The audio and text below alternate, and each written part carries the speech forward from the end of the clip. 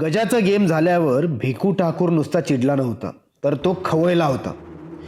त्याला आता अमरला संपवायची एक नवी आणि अतिभयंकर योजना आखायची होती.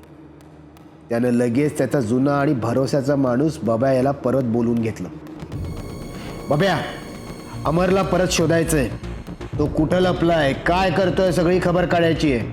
आणि हो, त्याला जिवंत पकडायचं नाहीये, ठार करायचंय. भिकूने बब्याला डोळ्यात बघून आदेश दिला. बब्या हा भिकूचा उजवा होता. त्याने लगेच गावी, शहराच्या वेशीवर आणि झोपडपट्ट्यांमध्ये अमरबद्दल माहिती गोळा करायला सुरुवात केली. तो एकदम सराईत शिकारीसारखा वावरत होता. इकडे अमर आणि सूर्या गजाच्या प्रकरणानंतर अधिक सावध झाले होते. त्यांना आता कळालं होतं की भिकू शांत बसणार नाही. अमरनं सूर्याला सांगितलं, सूर्या, आता नुसतं टोळी तोडून चालणार नाही. भिकूच्या मुळावर घाव घालावा लागेल. त्याला समजलं पाहिजे की अमर काळे कोण आहे. पण हा रस्ता काट्या कुट्यांनी भरलेला होता. भिकू आता जास्त हिंसक झाला होता. अमरने काव्याला या सगळ्यापासून दूर ठेवायचा खूप प्रयत्न केला. काव्या, हे माझं आयुष्य आहे. यात फक्त धोका आणि रक्तपात आहे. तू बाजूला हो, असं त्याने तिला समजावलं. पण काव्या पक्की होती. तिने अमरला डोळ्यात बघून ठामपणे सांगितलं, ऐका अमर, मी तुमच्यासोबत येणं ही माझी मर्जी आहे, निवड आहे. मी इथे प्रेमासाठी आलेले नाही आहे. मी तुमच्या न्यायाच्या लढाईत सामील व्हायला आली आहे. मी मागे हटणार नाही, एवढं लक्षात ठेवा. काव्याच्या या निर्धाराने आणि तिच्या बोलण्यातल्या धाडसाने अमर पुरता अचंबित झाला. काव्या आता नुसता भावनिक आधार नव्हती. ती गरजूंना मदत करायची, लोकांच्या अडचणी समजून घ्यायची. ती अमरच्या कामात एक सक्रिय भागीदार बनली होती. सायलीच्या आठवणी अजूनही अमरला अस्वस्थ करत होत्या. पण काव्याची सकारात्मकता आणि तिची मायेची वागणूक त्याच्या जखमांवर थोडी तरी मलम लावत होती. एका रात्री अमर, सूर्य आणि काव्या एका जुन्या गपचूप जागेत बसून पुढच्या हालचालीची रणनीती बनवत होते. तेवढ्यात बब्याला त्यांचा ठाव ठिकाणा कळाला. रात्रीच्या शांततेत अचानक गोळ्यांचा आवाज घुसला. बब्या आणि त्याचे 5-6 गुंडांनी अचानक हल्ला केला. सूर्य आणि अमर लगेच जागे झाले. दोघांनी झटापटीने हल्ला परतावून लावायला सुरुवात केली. गोळीबार आणि आरडाओरड सुरू झाली.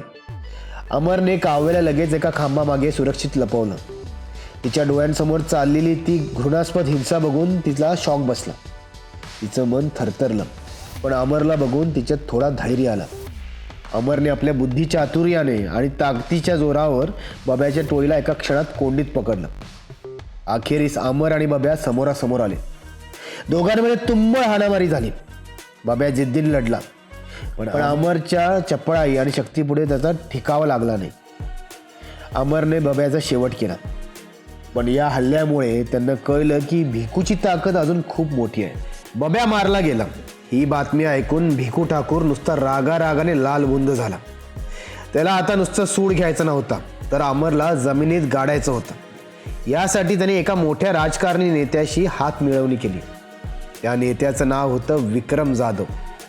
हा जाधव म्हणजे भ्रष्टाचारात गळ्यापर्यंत बुडलेला माणूस. विक्रम जाधवने भिकूला पोलिसांचं कवच आणि जास्त माणसं पुरवण्याचं आश्वासन दिलं. भिकू आता राजकीय ताकदीने अमरवर हल्ला करायला सज्ज झाला. भिकू आणि विक्रमची ही नवीन दोस्ती अमरला कळली.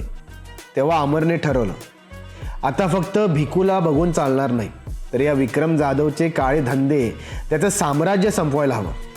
अमरने काव्याला विश्वासात घेतलं. काव्याने तिच्या हुशारीने आणि जाणकारीने विक्रमच्या काळ्या धंद्यांची ठिकाणं शोधून काढली.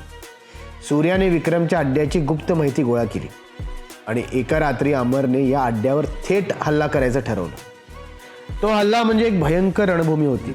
बंदुकांचे आवाज, भिकूच्या गुंडांची घाबरलेली किंकाळी आणि अमरच्या डोळ्यातलं निर्धार.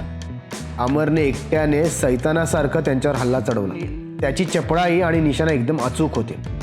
त्याने विक्रमच्या टोळीचं मोठं नुकसान केलं. गोळ्या चालवत, बॉम्ब फेकत त्याने विक्रमच्या संपूर्ण व्यवस्थेवर मोठा आघात केला. त्यांचं मोठं आर्थिक नुकसान झालं. विक्रम जाधव तिथून जीव वाचवून पळून गेला.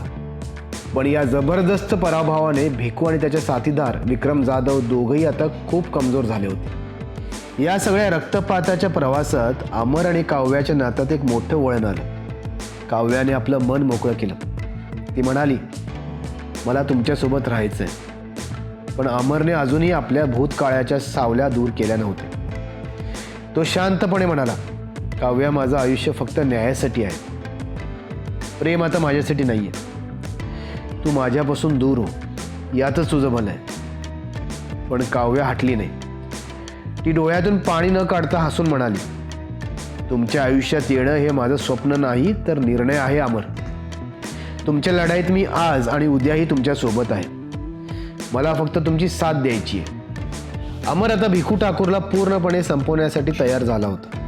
पण विक्रम जाधवच्या रूपात एक नवा, मोठा आणि शक्तिशाली शत्रू त्याच्यासमोर उभा टाकला होता. भिकू आता राजकारणी झाला होता. पुढील भागात भिकू आणि विक्रमच्या या मोठ्या युक्तीविरुद्ध अमरचा नवा आणि अखेरचा डाव पाहायला सबस्क्राईब करा, बेल आयकॉन दाबायला विसरू नका.